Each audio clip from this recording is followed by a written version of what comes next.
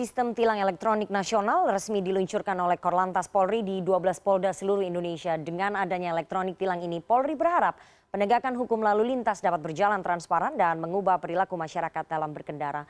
Untuk membahasnya lebih dalam, kami sudah terhubung melalui sambungan telepon dengan Kombes Polisi Rudi Antariksa, Kabak Operasional Korlantas Polri. Selamat sore Pak Rudi.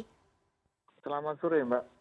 Oke, Pak Rudi, hari ini sistem tilang elektronik resmi diluncurkan secara nasional. Pada tahap satu ini ada berapa titik Pak yang masuk dalam sistem e-tilang ini meskipun ada di 12 Polda ya Pak ya? Ya, ada 244 titik ya.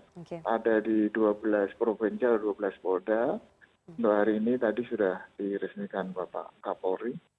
Jadi ada 244. Misalnya di Jakarta, di Polda Metro Jaya ada 98 titik, kemudian di Jawa Timur ada 55, dan seterusnya sudah tergelar semua dan sudah operasional semua. Oke, dengan baik.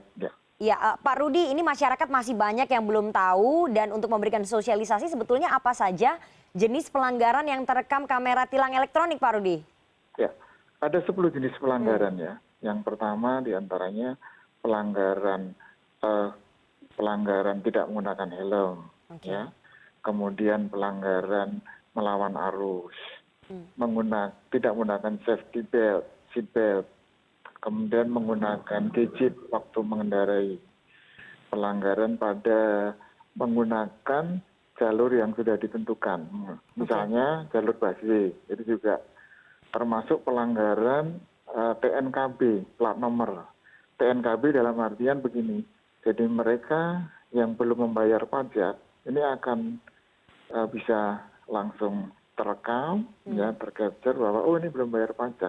Nah, itu. Jadi dan pelanggaran misal ada lagi pelanggaran lainnya ya, melanggaran marka, traffic light dan seterusnya. Oke, Pak Rudi, kalau tadi itu adalah jenis-jenis pelanggaran yang bisa terekam dari kamera dari tilang elektronik. Bagaimana kemudian proses dan juga sistem kerja tilang elektronik ini Pak, agar masyarakat kemudian paham sosialisasinya dari mulai terkena kamera pengawas, kemudian nanti dikirimi surat tilang dan mereka harus bayarnya, sistemnya ini seperti apa Pak cara kerjanya?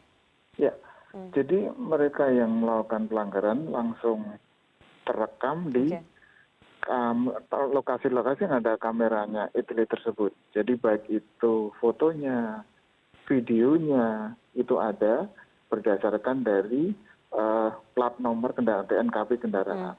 Begitu tercapture, petugas akan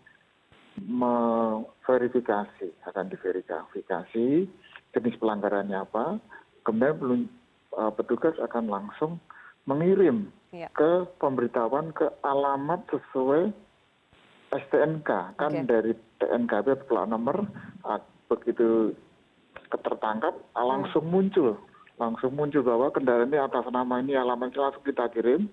Kemudian bagi pelanggar tadi langsung bisa mengkonfirmasi, oh ya ini adalah kendaraan saya, kan itu nanti di surat komentar ada apakah masih milik, nah ini ada pelanggar gini. Kalau bilang iya, nanti petugas otomatis langsung mengirim tanda pembayaran. Ya, pembayaran, langsung membayar denda, selesai begitu. Jadi tidak ada tadi benar pertemuan antara petugas dengan masyarakat, apalagi di masa pandemi ini. Nah, ini begitu. Ya, Pak Rudi, seberapa efektif sebetulnya sistem tilang elektronik ini bisa berlaku? Ya, sangat efektif sekali. Ya, jadi petugas juga tetap petugas kita di lapangan, jadi tidak terus ya melakukan misalnya harus interaksi, harus mengejar-ngejar, terjadi debatable dan lain sebagainya. Dan di situ masyarakat pun akan semakin mudah atau makin sadar untuk melakukan tertib berlalu lintas. Dan bukan hanya kamera yang dipasang, tapi kita juga ada yang bersifat mobile. Ya, seperti di Jawa Timur namanya Incar itu mobile, dia bisa langsung menangkap. Kemudian di Jawa Tengah juga namanya Kopek. Di Metro Jaya juga ada yang kamera yang mobile. Sekarang elektronik juga, jadi langsung petugas patroli menggunakan kendaraan patroli itu bisa langsung menangkap pelanggar-pelanggar. Jadi masyarakat tidak hanya tertangkap di tempat-tempat yang ada CCTV-nya tetapi kalau petugas yang mobile, penindak mobile juga bisa. Jadi ini sangat efektif dan ini untuk benar-benar masyarakat merasa terawasi kapan saja dan dia akhirnya tumbuh kepatuhan, disiplin berlalu lintas untuk keselamatan kita. Oke. Pak, apa yang terjadi kalau kemudian para pengguna kendaraan bermotor yang terekam kamera pengawas dan kemudian kena tilang secara elektronik begitu mereka tidak membayar dendanya, Pak? Kan kemudian nanti menumpuk terus, apa kemudian yang bisa terjadi? Sanksinya yang paling berat ini agar masyarakat kemudian bisa patuh begitu, Pak? Ya, kalau tidak membayar otomatis yang pertama petugas akan memblokir. Memblokir STNK-nya. Jadi waktu mau memperpanjang kendaraan tidak bisa membayar pajak, apalagi mau mutasi, ya kan?